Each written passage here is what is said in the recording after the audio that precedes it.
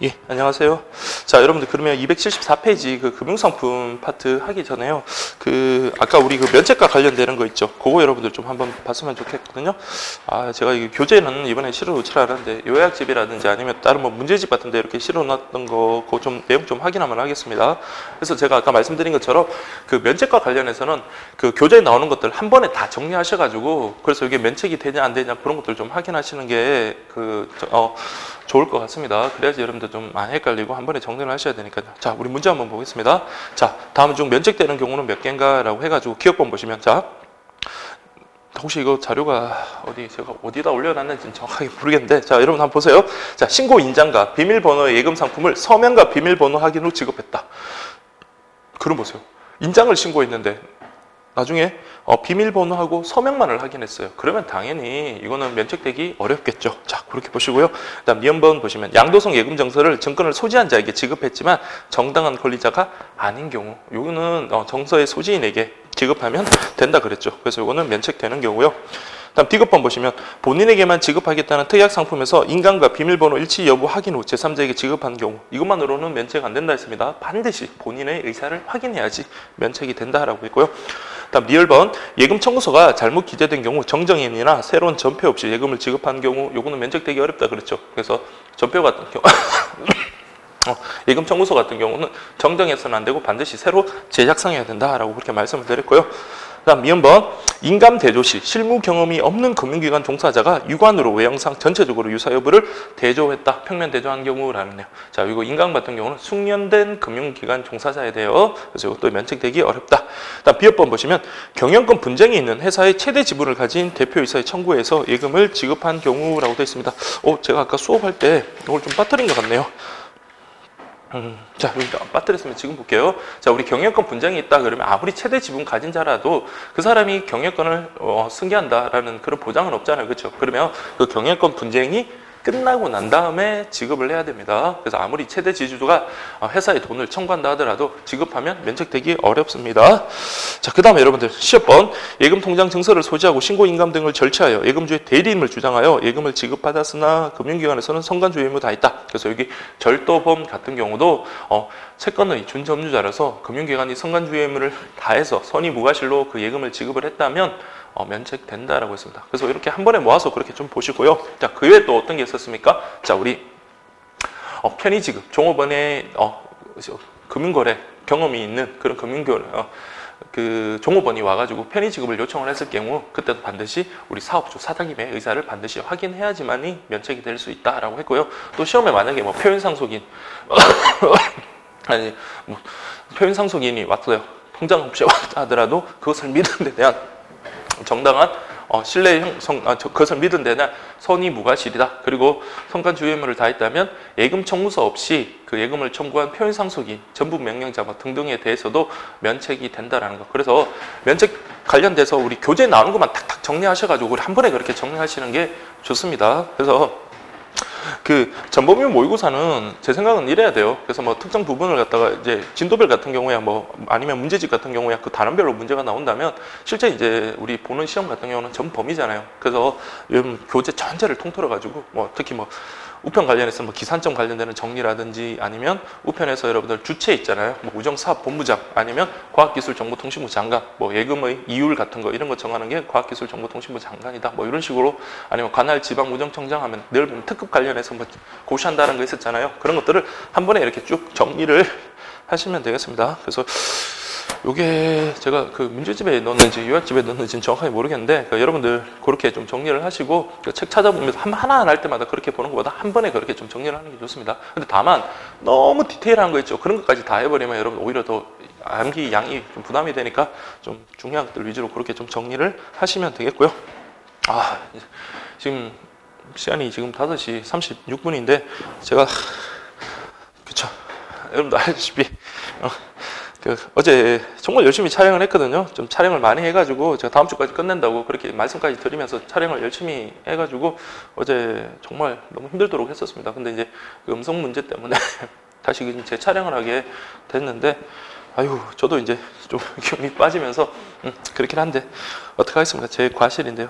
근데 지금 제가 그래서 몸이 좀 많이 안 좋아가지고 그래서 여기 도착을 12시 좀 했는데 좀 아까 수업을 할 때도 좀 너무 힘든 거예요. 그래서 그 학생이 좀 몸이 안 좋다니까 약을 좀 챙겨주더라고요. 그래서 약을 좀 먹고 여기 주차장 근처에서 차를 좀 세우고 좀 이렇게 눈을 좀 감았다가 그렇게 올라오면서 좀 너무 늦게 올랐어요. 오다 보니까 지금 뭐 여기 밑에 있는 그 건물의 관리인들도 출근을 다 하고 그러다 보니까 좀 약간 문제가 좀 생겨버렸어요. 새벽에 그렇게 이제 올라오면서 지금도 아까 타임에 막 강의를 찍는데 근데 전 전화가 온 줄 몰랐는데 계속 이제 차 빼달라고 차 왜 여기 세웠냐고 막 그러시는 거예요. 지금 뭐 새벽 4시 반 그 정도인데도 뭐 차를 갖다가 뭐 입구나 이렇게 세운 게 아니고 그냥 옆에 담벼락에 세웠는데도 뭐 관리하는 입장에서는 뭐 그렇게 해야 되나 봐요. 그래서 지금 그것 때문에 잠깐 내려왔다가 좀 바쁜데 아이고 내려왔다가 지금 어쨌든 제가 1시간만 찍고 지금 다시 내려가겠다고 이렇게 말은 하되 대신 이제 뭐 주차 요금은 뭐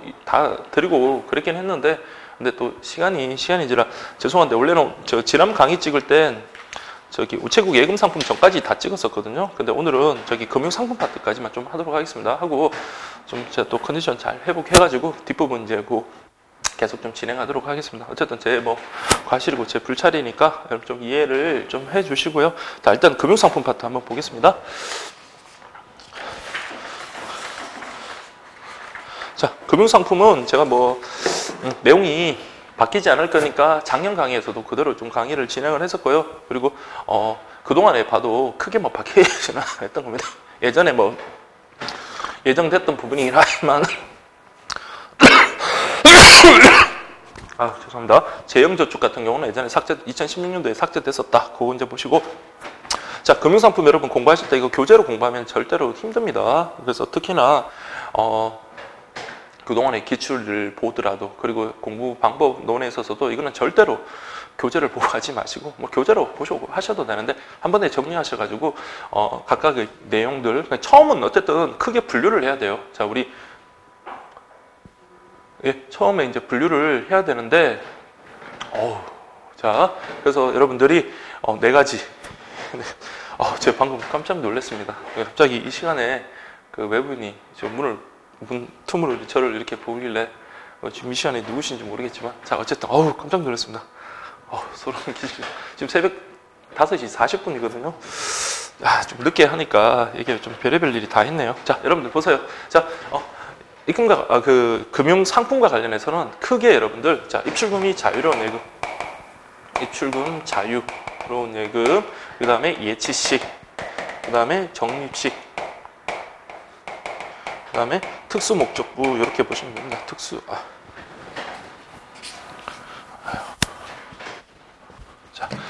목적부 이렇게 좀 보세요. 자, 이렇게 보고 난 다음에 요거 공부하실 때는 여러분들 순서대로 그렇게 공부를 하시면 됩니다. 자, 입출금이 자유로운 예금 관련해 가지고는 자, 우리 가장 일반적인 게 보통 예금 있고요. 그 다음에 저축 예금도, 그 다음에 가계 당좌 예금이 있을 겁니다. 가계 당좌 예금, 그 다음에 시장 금리부,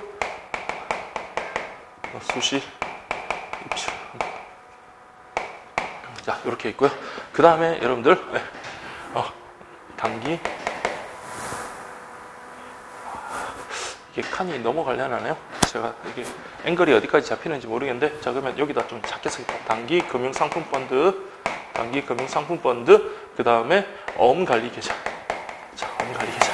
여러분 좀 알아, 그냥 대충 좀 이렇게 쓰겠습니다. 자, 이렇게 보고 난 다음에, 자, 우리가 여기서 여러분들, 자, 각각의 특징들, 내용들 좀 봐야 돼요. 그러니까 일단 그 상품에 대해서 내용을 갖다가 물어볼 수도 있고, 일단 전체적으로 물어볼 수가 있습니다. 자, 우리가 지금 공부해야 되는 게 금융상품, 우체국 상품, 예금 상품, 그 다음에 우체국 체크카드 상품, 보험 상품이 있거든요. 어쨌든 간에 전체적으로 공부를 하셔야 돼요. 전체적으로 각각 분류하고 난 다음에 그 개념들을 분류를 하고요. 그래서 재작년에 보험 상품 같은 경우에 보험, 그 보장성 상품, 다음 중 보장성 상품만으로 묶인 것은 이렇게 나왔단 말이에요. 그럼 지금도 보시면 다음 중 그 성질이 다르다는 것은 해서 1번 보통, 2번 저축, 3번 당좌예금, 4번 뭐 양도성 예금증서, 이러면 그냥 양도성 예금증서 찾아야 돼요.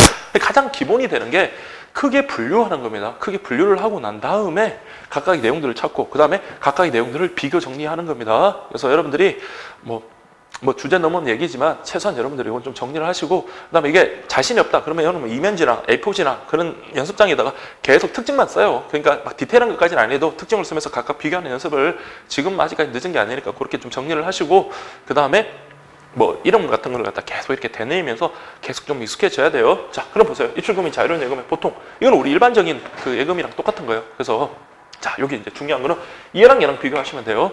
보통 예금, 굳이 있는데 저축 예금 왜 뒀을까라고 했더니 얘보다는 장점이 있겠죠. 그래서 보통 예금은 자, 큰 틀만 여러분들 한번 보고 난 다음에 교재 보고 마지막에 비교 정리하는 방향으로 그렇게 정리를 하겠습니다. 제가 좀 말이 빠르더라도 여러분들이 좀 이해를 하시기 바랍니다. 저도 이제 가끔 제가 뭐 얘기를 듣는데 너무 많이 빨라서 뭔 말하는지 모르겠다라고 그렇게 말씀하시는데, 제가 좀 마음이 급해서 그런 것 같습니다. 좀 주어진 시간이 한정되고 하고 싶은 거는 좀 많고 그러다 보니까 그런 거니까 좀 잘 안 들리시는 분들은 뭐 어쩔 수 없는 거죠. 천천히 뭐 이렇게 좀 한 번 더 듣고 할 수밖에 없으니까. 자, 볼게요. 보통 예금 같은 경우는 자, 가입 대상이 제한이 없습니다. 그러면 개인도 가능하고요, 법인도 가능해요. 그리고 일반적으로 물론 이제 이자 지급과 관련해서는 금융기관별로 다르겠지만 보통은 연 2번 정도 이자를 준다라고 그렇게 생각하시고, 우리가 보통 우리 그 개인 통장 있잖아요. 돈을 넣었다 뺐다 하는 그 통장이 바로 보통 예금이다. 반면에 저축 예금이라는 것은요, 그쵸, 요거보다는 단점이 있어야 돼요. 여기보다는 금리가 더 높습니다. 특히 가계 우대성, 즉 개인, 실명의 개인만을 대상으로 합니다. 그래서 얘는 법인도 포함이 되지만 법인은 저축 예금에 가입할 수 없다. 이자도 역시 통상 2번이라면 통상 4번. 나머지 것들 뭐 과세 관련해서라든지 예금자 보호라든지 그런 것들은 다 같거든요. 그러면 같은 것들은 여러분들 나중에 한 번씩 그런 것들을 좀 비교 정리해서 보시면 되고요. 그다음에 당좌예금, 가계 수표 발행을 목적으로 하는 수시 입출금식 예금이다. 그러면 가계 수표 발행을 하기 위해서는 아무나 발행하면 안 되겠죠. 그렇죠. 신용도가 높은 그런 개인만을 대상으로 한다라는 거 그렇게 보시면 되겠고요. 자, 그렇게 보시고, 그다음 시장금리 수시 입출금은 자, 요거는 MMDA라고 합니다. MMDA, 요거는 우리 우체국에도 요걸 다루고 있거든요. 그래서 챔피언, 그러니까 내 마음대로 정할 수 있는 챔피언, 그다음 기업 든든해서 MMDA라고 있는데, 요 부분에 대해서는 뭡니까? 금리가 바뀔 때마다 시장 금리에 따라서 변동 금리를 적용하는 거다라고 보시면 되고요. 근데 요거는 자, 누가 한다? 우체국하고 은행에서 취급을 합니다. 얘랑 세 명이 서로 경쟁 상품이에요. 그래서 단기 금융 상품 펀드를 하면 자산 운용회사에서 다루는 거고, 그래서 어떤 뭐 어음이라든지 채권이라든지 이런 데 투자해서 거기서 나오는 수익이 있죠. 그걸 배당해주는, 그러니까 이자 지급 방식이 실적 배당 방식이다. 그렇게 보시면 되고요. 그 다음에 어음관리계좌는 자, 이게 자산 운용회사라면 요거는 종합금융회사랑 증권회사, 그러니까 요 세 개들은 서로 이렇게 경쟁 관계인데 그 다루는 취급 기간이 다르단 말이에요. 그걸 여러분들이 잘 구분하시고요. 실제로 뭐가 나왔죠? 이게 나왔나? 자산운용회사, 종합금융회사 뭐 해가지고 다음 내용의 설명 중 거기에 해당하는 상품은 해가지고 예전에 과거에 시험에 한번 나온 적 있으니까 그렇게 좀 보시고, 요거는 MMF, 요거는 CMA 뭐 이런 식으로 여러분들이 구분하시면 되겠습니다. 자, 그게 바로 여러분들 한번 볼게요. 274페이지 보시면 보통 예금 해가지고 자, 보겠습니다. 가입 대상 예치금의 예치기간에 아무런 제한이 없고 자유롭게 예치금할 수 있는 반면에 그죠, 이자율이 매우 낮은 예금이다라고 그렇게 보시면 되겠습니다. 그러면 이게 저축 수단으로서는 활용도는 낮겠죠. 그러니까 수시로 우리가 입금하고 지급해야 되는 그런 용도로 쓰는 게 바로 보통 예금이다. 그렇게 보시고요. 그래서 통상 가입 대상은 제한이 없다. 그다음에 이자 계산은 통상 연간 2번이라고 그렇게 보시면 되겠습니다. 은행별로 상이하다. 그렇게 보시고요. 그 다음에 275페이지 보시면 저축예금. 자, 보통예금처럼 역시 입출금이 자유로우면서도 보통예금보다는 높은 이자를 받을 수 있다는 그런 장점이 있고요. 그래서 여기 보면 가계우대성. 가계우대성이니까 법인 같은 기업은 가입할 수 없고요. 개인만이, 실명의 개인만이 가입할 수 있다라는 거 그렇게 보시면 되겠습니다. 자, 저 밑에 보시면 이자 계산은 통상 연간 4회, 그 다음에 개인이 아닌 기업이나 법인 등을 대상으로 하는 유사한 상품으로 기업 자유예금이 있다. 그래서 기업을 대상으로 하는 것은 기업 자유예금이 있다. 이렇게 보시고요. 그리고 이거는 우리 여기 분류에는 포함되지 않는 거다. 그 다음에 비슷한 걸로서 상호금융, 신용협동조합, 새마을금고 등 신용협동기구들은 이거와 유사한 상품인 자리배탁금을 지급하고 있다. 이렇게 보시면 되겠습니다. 자. 그 기출됐던 거는 안 보셔도 됩니다. 예전에 나왔던 거요. 다음 세 번째가 여러분 가계 당좌 예금. 자, 뭘 위한 거? 가계 수표 발행을 위한 예금이다. 그래서 여기는 가입 대상이 일정한 자격이 있는, 그러니까 자격 요건을 충족하는 개인이나 자영업자.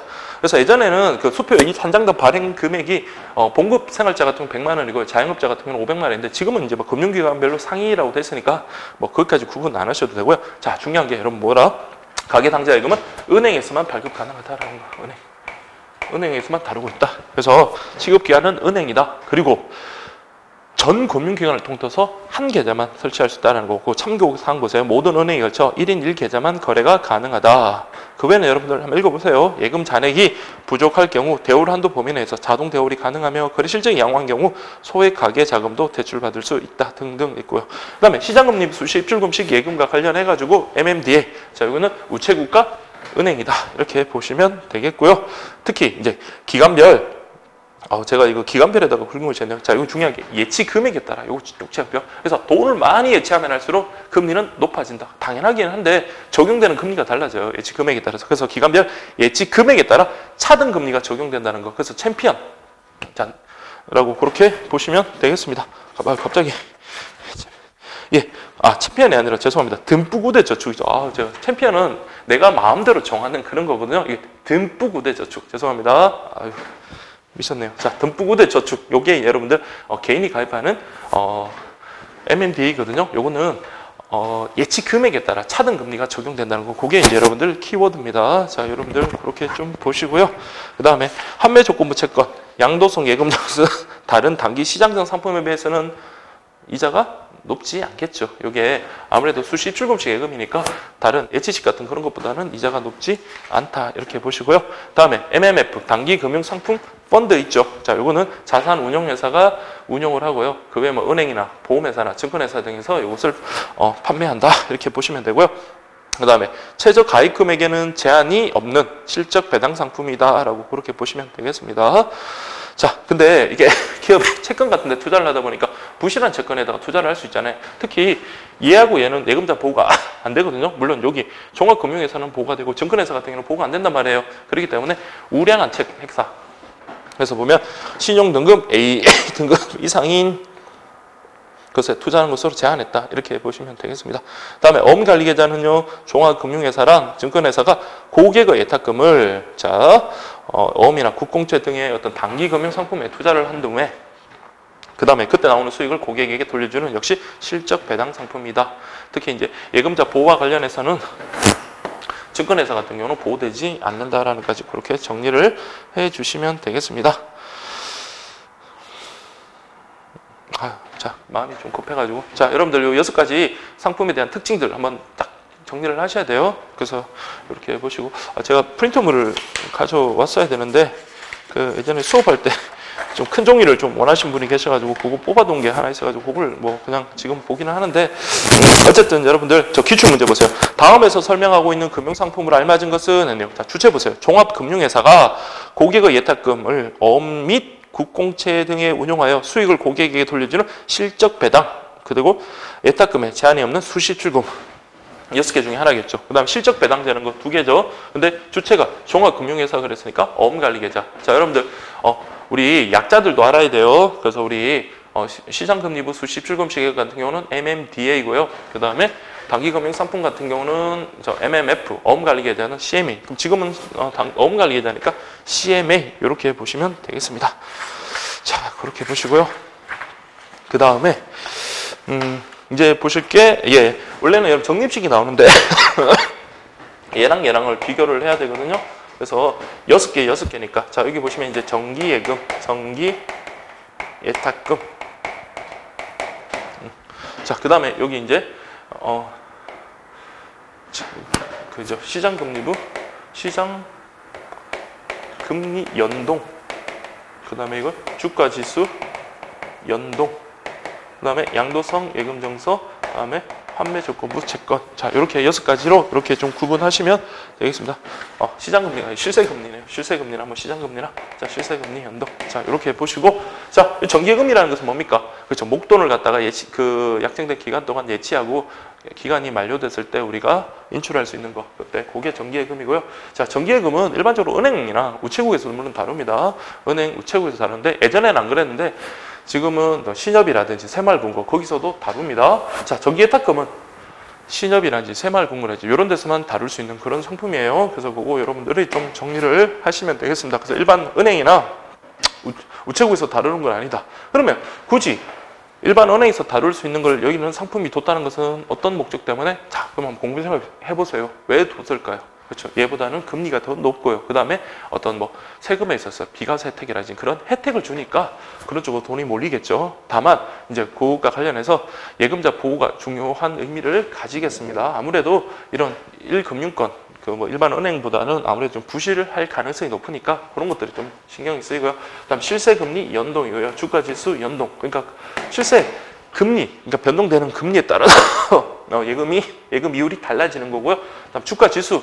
물론 주가 지수 상품에 따라 다릅니다. 주가 지수가 올라가면 올라갈수록 뭐 코스피 200의 주가 지수가 올라가면 올라갈수록 수익을 내는 게 있고 오히려 반대로 주가 지수가 낮을 때 수익을 내는 그런 상품도 있습니다. 자, 연동. 근데 연동은 여러분들 아까 우리 당좌예금이 은행에서만 다루듯이 얘도 은행에서만 다룬다라는 거 그거 좀 잘 기억을 해 주시고요. 그 다음에 양도성 예금정산은 우리 앞에서 봤습니다.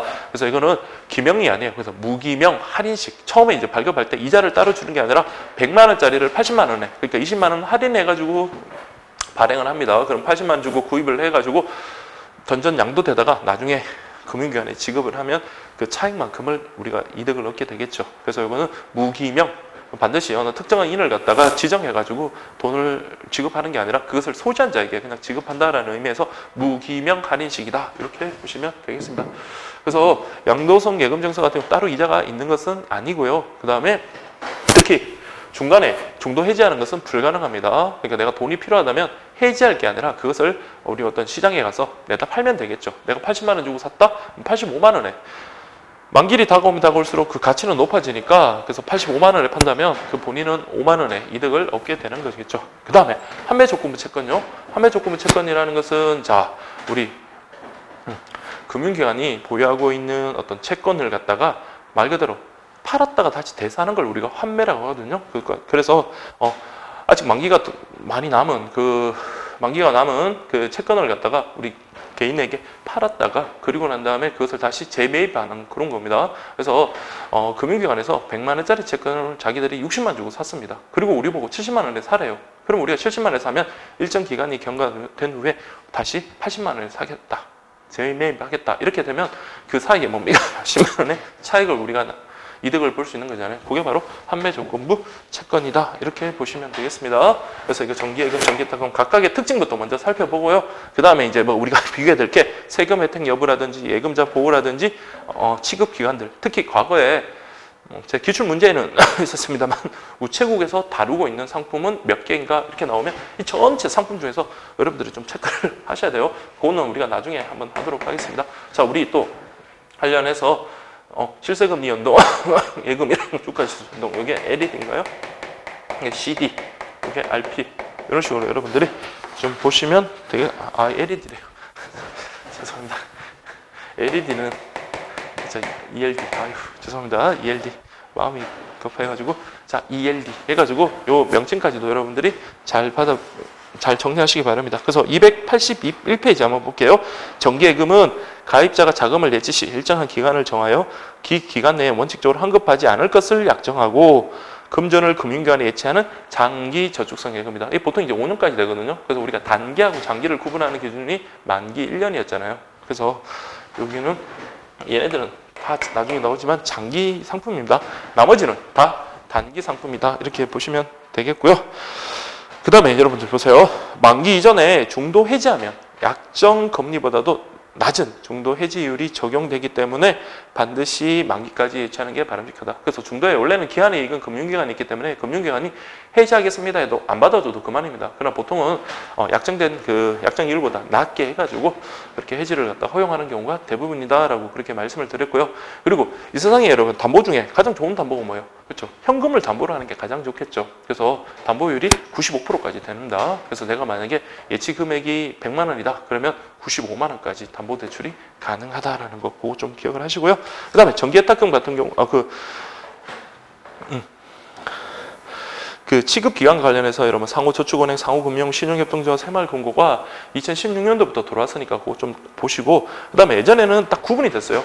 얘네들 신용 그 협동조합이라든지 그 새마을금고랑 그쪽은 예금자는 다르다고 돼 있었는데 지금은 둘 다 다릅니다. 근데 요거는 뭐예요? 정기예탁금은 비은행 예금 지급 기관들 있죠. 그 대표적인 게 아까 새마을금고, 그다음에 신협 그런 것들 거기서는 다루는 거다.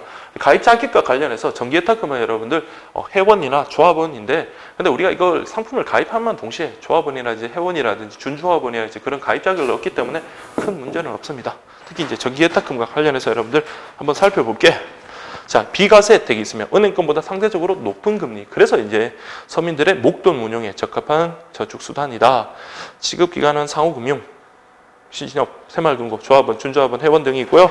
자, 우리 예금 보호와 관련해서 뭡니까? 이때는 별도의 기금에서 5천만 원까지 보호된다라는 거, 그걸 좀 잘 기억을 해주시고요. 나머지 것들은 여러분들 예금자 보호법에 의해서 보호가 되는데, 정기예탁금 같은 경우는 별도 기금에서 5천만 원까지 보호가 된다. 그러니까 너무 많은 목돈은 여기에다가 예치시키지 않는 게 바람직하겠죠. 그래서 여러분들 적정한 금액을 예치시키는 게 바람직하다 보시고요. 특히 이제 세금 혜택 한번 보세요. 비과세 종합저축제도와 별도로 2018년도까지 자 체크를 할게요. 3천만 원 한도 내에서는 비과세 된다. 그러니까 5천만 원까지 보장이 되고요. 그다음 보호가 되고 3천만 원까지는 비과세입니다. 과세 같은 거는 일반 과세 해가지고 여러분 15.4%의 세율을 적용한단 말이에요. 그래서 우리가 뭐 수익에 15.4%를 적용하는데 여기는 비과세 혜택을 준다. 다만 이제 우리 뭐 농어촌 주민이라든지 아니면 사회적 약자 그런 분들이 아닌 경우에는 자 1.4%의 농어촌 특별세는 부담을 한다라는 거, 그 정도도 좀 체크를 하시고요. 그다음에 실세금리 연동형 정기예금, 그다음 오른쪽에 주가지수 연동 정기예금 둘 다 지급기관은 은행이다라는 거, 그렇게 보시면 되겠습니다. 자, 그렇게 보시고요. 그래서 주가지수 연동 정기예금 같은 경우는 코스피 200이나 니케이, 일본 니케이 225 같은 이런 우량한 주식들의 어떤 움직임에 따라서 그런 파생된 어떤 그 연동해서 그렇게 수익을 얻을 수 있는 그런 상품이다라는 거, 그렇게 보시면 되겠습니다. 자, 그 다음에 양도성 예금증서라고 해서 CD라고 됐네요. 자, 보면 은행, 종합금융회사, 증권회사에서 CD는 우체국에서 다루지 않아요. 그래서 우리는 CD하고 한매조건부 채권 이것도 잘 비교를 하셔야 됩니다. 그래서 CD 같은 경우는 우리 앞에서 많이 봤지만 그 내용과 관련해서 무기명 발행해서 점유 이전에 의한 양도가 자유롭게 허용되지만 중도 해지는 불가능. 따라서 돈이 필요하면 시장에다가 내다 팔아라, 이 말인 거고요. 그래서 단기 상품이다, 이렇게 보시면 되겠습니다. 자, 그래서 이자 계산과 관련해서 이건 할인식, 그렇죠. 처음에 액면 금액에다가 할인한 금액을 우리가 매입을 하면 그 차익만큼 우리가 수익을 얻게 된다라고 그렇게 보시면 되고요. 참고 사항 관련해서 중도 해지가 불가능.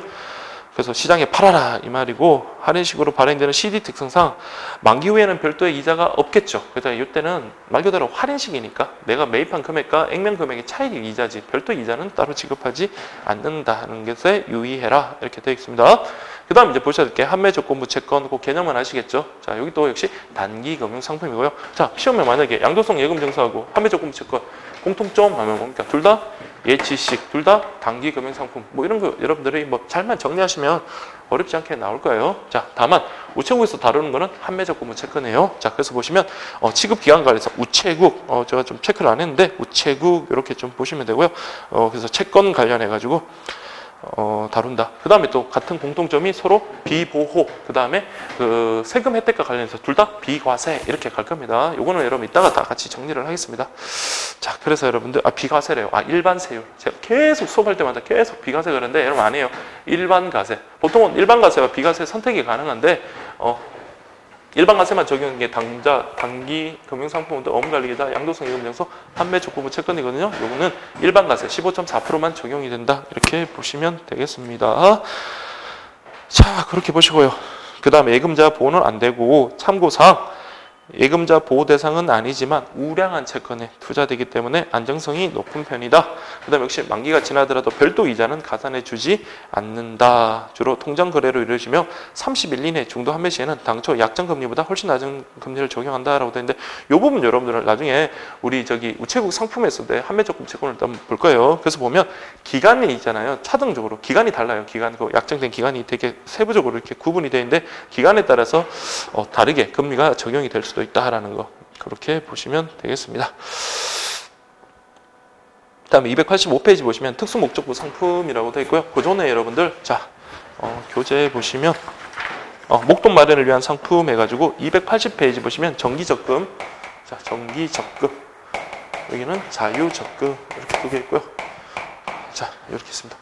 정기적금은 여러분들 일정한 금액을 약정된 기간 동안 매달 이렇게 납부하는 거, 그게 바로 정기적금이고요. 자유적금은 내 마음대로 불입할 수 있습니다. 그래서 이런 경우는 여러분들 자영업자분들이 좀 선호하겠죠. 그러니까 그날에 따라 수익이 좀 다른 분들 그렇게 하고, 일반적으로 고정된 급여를 받는 봉급생활자 같은 경우는 정기적금 이런 것들을 선호할 수 있다.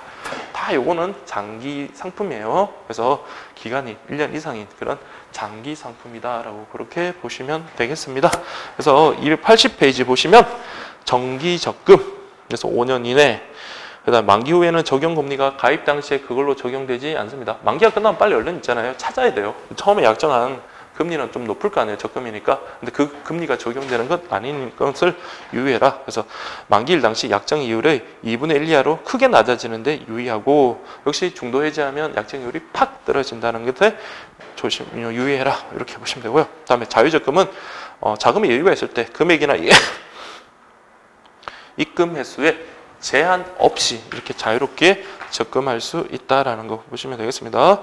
근데 이제 문제는 여러분들 자유적금이다 보니까 어떤 문제가 생겨요. 자, 여기 보시면 제가 자유적금을 가입할 때 5%의 금리였어요. 근데 1, 2, 3, 자 이게 3년짜리를 넣는다고 할게요.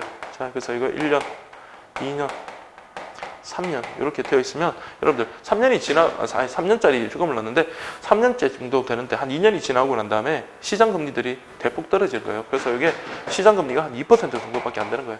그러면 다른 데 상품에 투자를 하느니 어디다가 여기다 투자하는 게 이득이겠죠. 그렇죠? 그래서 처음에는 적금을 별로 안 하다가 여기 막판에 돈을 갖다가 막 이렇게 불입하는 거, 그런 걸 막기 위해서 자 우리 원래는 원칙적으로는 납입 방법이라든지 납입 금액에 대해서 제한이 없었는데 여기는 일정한 제한을 둡니다. 그래서 자 정확하게 숫자를 기억해야 돼요. 자, 뭐가 경과됐을 때 3분의 2가 경과했을 때 하나, 둘, 셋, 3을 세 등분해서 2로 나눴을 때 3분의 2 경과 시 요때는 뭐다? 이미 적립한 금액의 뭐를 초과할 수 없다. 2분의 1 이내의 금액만을 할 수 있다. 그럼 결국 뭐예요? 여기 만약에 내가 200만 원을 했다면 여기는 뭐예요? 2분의 1이니까 100만 원. 그러니까 결국은 어느 정도 균등하게 이렇게 적금을 넣어라 라는 그 말입니다. 그래서 이 표현 시험에 나올 수 있습니다. 3분의 2 경과 시에는 그 기적립액의 2분의 1만큼 2분의 1 이내의 금액만을 적금을 넣을 수 있다라는 그런 제한이 있다라는 거 그렇게 보시면 되겠습니다. 그래서 상호상 보세요. 자유적금에 입금에 제한을 두는 이유는 금리 하락에 따른 손실을 예방하기 위해서 일반적으로 이와 같은 입금 제한을 두고 있다. 이렇게 보시면 되겠고요. 그 다음에 이제 보실 게 특수목적부 예금과 관련해서 우리 주택 청약 종합저축이죠. 주택 청약 종합저축이라고 되어 있는데, 자 여러분들 이거 명칭은 상관없습니다. 주택 청약 종합저축이든 그 다음에 청약 예금, 청약 부금 금융기관별로 다른 어떤 명칭을 가지고 있더라 다 그게 뭐다? 주택 청약 종합저축이라고 그렇게 보시고요. 그리고 더 중요한 게 전 금융기관을 통틀어서 1인 1계좌만 가능하다. 그래서 내가 국민은행에다 가입하고 그다음에 신한은행에 가입하고 그렇게는 안 된다라는 거 그렇게 보시면 되겠습니다. 자, 그래서 보시면 국민주택 등을 공급받기 위해서 가입하는 저축으로 적립식도 되고요. 일치예식도 가능합니다. 일정 금액을 예치하는 방식도 가능하다. 자, 근데 여러분 보세요. 청약예금의 예치 금액을 예치한 것으로 인정되면 이때는 꼭 국민주택만을 분양받을 수 있는 게 아니라 민영주택, 그다음에 민간건설 중형, 그러니까 소형 아파트뿐만 아니라 중형 국민주택도 청약이 가능한 그런 상품입니다. 그래서 지급기간 해가지고 국민신한, 기업, 우리 하나은행, 농협 등에서 지급하고요. 자, 중요한 게 우리 주택 청약 종합저축 같은 경우는 그 사람이 세대주인지 연령이 얼마인지 관계가 없습니다. 그래서 우리가 아이가 태어나서 그 아이가 나중에 커서 주택 청약을 할 수 있게끔 미리 가입해 두는 것도 괜찮습니다. 그래서 연령도 관계없고요. 또 내가 집이 있는 그런 세대주입니다. 그렇지만 역시 가입할 수가 있습니다. 그래서 세대주나 연령에 관계없이 가입할 수 있다. 다만 조심할 거는 세대주면은 그 집을 소유하고 있는 세대주면요. 주택 청약 종합저축에는 가입은 할 수 있지만 그 밑에 나오는 우리 비과세 혜택에서는 제외됩니다. 그러니까 비과세가 아니고 세공제에서는 제외돼요. 그래서 그 부분만 여러분들이 조심하시면 되겠습니다. 그래서 아까 말씀드린 것처럼 주택 청약 종합저축, 청약예금, 청약부금, 청약저축 중 한 계좌만 가입이 가능하고 전 금융기관 통틀어서 1인 1계좌. 자, 전 금융기관을 통해서 1인 1계좌는 아까 여기도 있죠. 당좌예금은 은행만 가입할 수 있는데 은행을 통틀어서 1계좌만 가입 가능하다. 주택 청약 종합저축도 역시 한 계좌만 가능하다. 이렇게 보시면 되겠습니다. 그래서 이거 약정의 기간은 따로 있는 게 아니라 우리가 주택으로 입주자로서 선정된 날까지 계약 기간이 잡혀 있고요. 그다음에 2만 원부터 50만 원까지 자유롭게 불입할 수 있다. 소득 공제와 관련해 가지고 근로소득이 있는 거주자로서 자 이때는요 근로소득이 있어야 일을 해야 돼요. 그래서 소득 공제를 받으면 7천만 원 이하 그리고 무주택이어야 됩니다. 그래서 7천만 원 이하 그다음에 무주택에 표시가 안 되어 있네요. 무주택. 자 이때는 자 얼마만큼의 소득 공제가 가능하다? 240만 원에 40%니까 96만 원 한도 내에서 소득 공제가 가능하다. 소득 공제가 되면요 제가 그 수입을 그만큼 수입이 없는 거잖아요. 그러면 가세 표준이 그만큼 작아지니까 세금이 작아지는 그런 장점이 있습니다. 다 여기 보시면 예금 보호와 관련해서 자 다른 것들은 다 예금자 보고요. 아까 우리 전기예탁금은 별도 기금에서 5천만 원까지 보호한다 그랬죠. 자 우리 주택 청약 종합저축 같은 경우도 국민주택기금에서 별도로 관리한다 정도 그렇게 보시면 되겠습니다.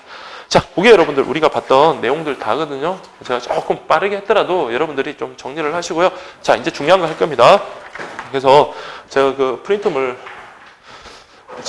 나눠드리고 했던 거 그거 여러분들 잘 활용을 하십시오. 근데 이건 뭐 공부 좀 하신 분들은 이 부분 되게 쉽게 생각을 하시더라고요. 저랑 이제 공부하셨던 분들은 특히 금융상품만큼은 쉽게 이렇게 잘 하시던데 자 그럼 한번 생각나는 거 한번 보겠습니다. 자 첫 번째 여러분들 취급기간과 관련해서 특징적인 거 한번 생각을 해보십시오. 자 가계당좌예금 요거는 은행만이 지급한다. 그 다음에 은행만 지급하는 거는 연동녀 두 녀석들 얘도 은행만이 지급한다. 다음 중 은행만 지급할 수 있는 것 이렇게 좀 보시면 되겠고요. 물론 주택 청약 종합저축도 엄밀히 따지면 그런데 이거는 좀 빼도록 하겠습니다.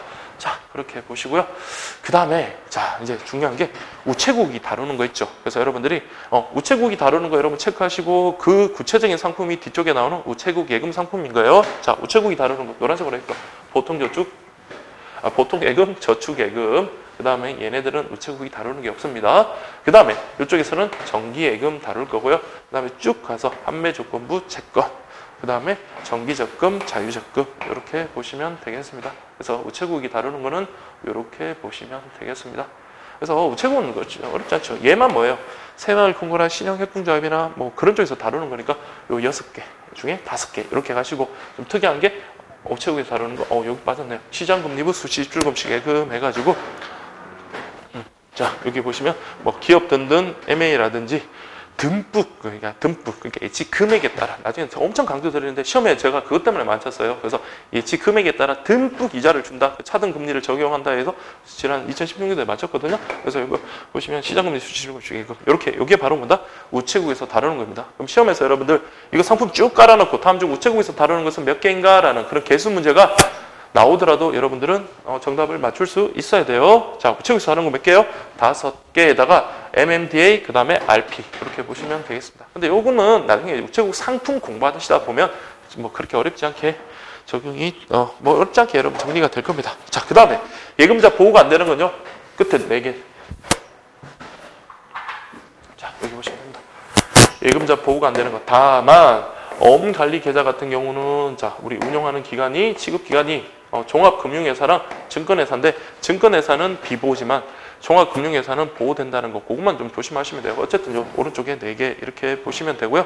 그 다음에 여러분들 또 보셔야 될 게 일반 과세하고 자 우리 비과세가 있습니다. 다 선택이 가능하지만 이런 것들 다 그래요. 다 선택이 가능한데 특히 우체국 같은 경우는 여기서는 일반 과세만 가능하다는 거 먼저 하나 체크를 하시고요. 그 다음에 무조건 일반 과세만 가능한 거는 하나 둘 셋 넷 여기다가 당좌예금까지 이렇게 여러분들 보시면 되겠습니다. 그래서 일반 과세만 가능한 경우는 얘네들 예금자 보호가 안 되는 4개에다가 가계 당좌예금까지 그렇게 보시면 되겠습니다. 아시겠죠? 자 이렇게 여러분들이 보시면 되겠습니다.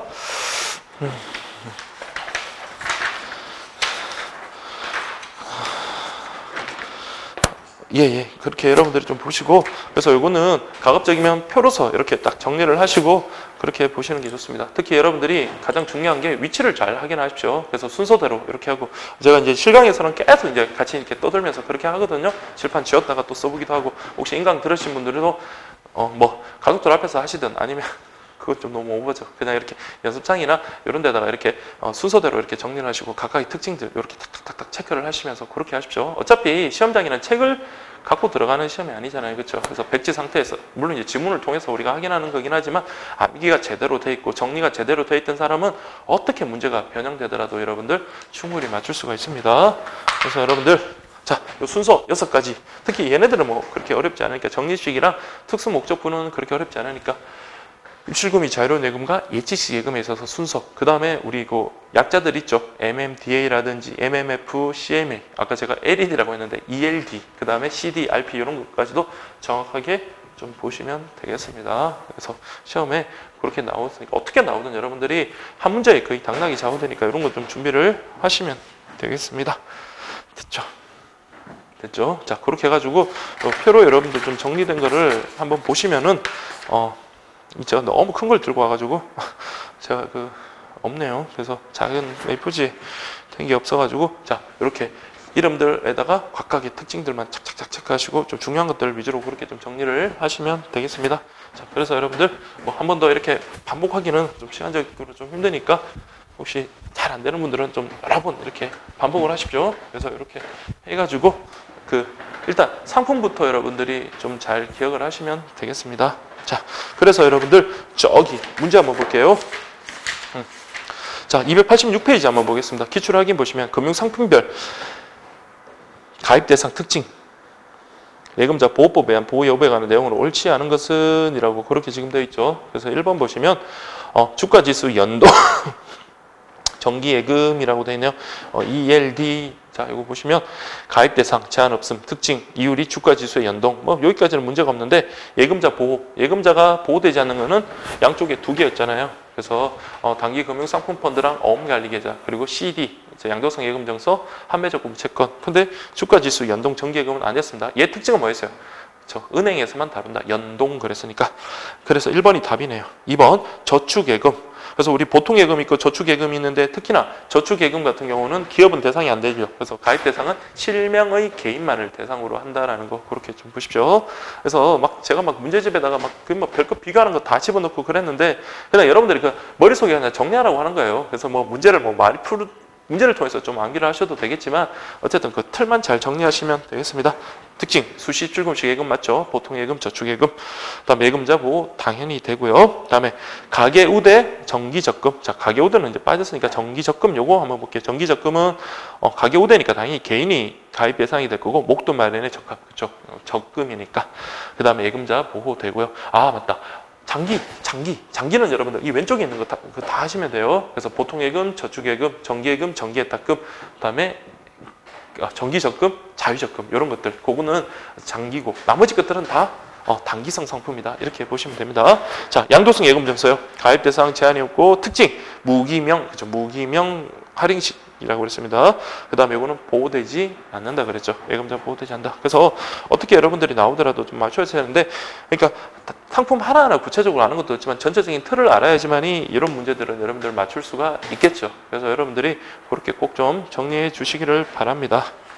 자, 원래 여러분들 전자금융까지 제가 진도를 어제 촬영을 했었는데 제가 지금 시간이 벌써 6시 15분이 됐어요. 지금 또 차가 한참 막힐 시간이고 그리고 또 밑에 또 약속을 1시간 있다 가기로 해가지고 오늘은 여기까지 하도록 하겠습니다. 본의하는 게 저 때문에 강의 좀 기다리신 분들은 죄송하고요. 그 다음에 어쨌든 자, 여러분들 저기 뒷부분 좀 빠르게 그렇게 말만 계속 빠르게 나간다 하는데 마음이 그렇지 않아요. 그래서 이것저것 다 좀 해주고 싶고 대신 이제 말만 계속 빨라지는 것 같죠. 그래서 강의 듣기 좀 거북하신 분들도 있는 걸로 저도 알고 있습니다. 근데 그 시험의 특성상 핵심만 딱딱 찍고 넘어가면 저도 좋겠지만 그게 이제 실전 시험하고는 전혀 도움이 되는 건 아니에요. 가장 기본적인 골격 잡는 거야. 여러분들이 한번 읽어보시면 되는 거고 어떤 디테일한 부분에 있어가지고 어떻게 여러분들이 정리하느냐 그런 것들이 중요하고요. 특히 상품 파트 같은 경우는 제가 진도 때문에 그렇더라도 여러분들이 무조건 저를 의지하려고 하지 마시고 나름 좀 이렇게 정리를 미리 하셔야 돼요. 시험 막판에 정리해야겠다. 뭐 그렇게 돼버리면 여러분들 나중에 되면 부담이 너무 증가합니다. 뭐든지 하루라도 내가 빨리 하면 할수록 좋다라고 그렇게 생각을 하시고요. 그리고 그 정된 부분을 계속 반복하는 그런 연습을 하시면 되겠습니다. 그래서 제가 잠깐 말씀드리면 뒤쪽에 제가 이제 또 주말에 또 계속 수업이 있으니까 다음 주쯤에 또 촬영을 해야 될 것 같은데 우체국 그 상품 있죠. 그러니까 예금 상품이라든지 관련해서는 이름을 한번 쭉 적어보십시오. 그리고 이런 것들이 다 아까처럼 분류를 하면 돼요. 입출금이 자유로운 예금이다. 그런 것들 분류하시고 그리고 각각의 주된 특징들 그게 시험에 가장 많이 나옵니다. 그래서 우리 아까 듬뿍이라는 것은 차등금리 적용하는 거고 뭐 챔피언이라는 것은 뭐 내 마음대로 가입 기간을 정한다 뭐 이런 식으로 해가지고 특징들 좀 잡고 다시 그 우대 금리와 관련해서는 제가 몇 번을 이렇게 찍은 그게 있는데 아직 시험은 안 나왔습니다. 그래서 그런 것들 뭐 주니어 우대 금리라든지 뭐 그거 관련해 가지고는 그 부분 좀 잘 보시고 그리고 특별 금리와 관련해 특별 우대 금리와 관련해서는 너무 디테일한 건 지금 보지 마십시오. 그리고 난 다음에 그거는 여러분 다른 거 다 하고 난 다음에 시험장 가서 보셔도 되고 시험 직전에 그렇게 좀 정리를 하셔도 되거든요. 아니면 나중에 문제집 풀면서 따로 이렇게 정리를 하시고 그래서 디테일한 우대금리 계산은 안 나오더라도 지난번에 시험해 보니까 그래도 금리 파트는 시험에 나왔었거든요. 그래서 뭐 다드림 풍장에서의 패키지별로 그 금리가 다르게 적용된다든지 그런 건 나왔으니까 그래도 우리는 조금 더 준비를 하셨으면 좋겠습니다. 자, 이렇게 보시고 자, 그래서 오늘은 여기까지 하도록 하겠습니다. 예, 그럼 여러분 수고하셨고요. 다음 시간에 또 뵙도록 하겠습니다. 예, 감사합니다.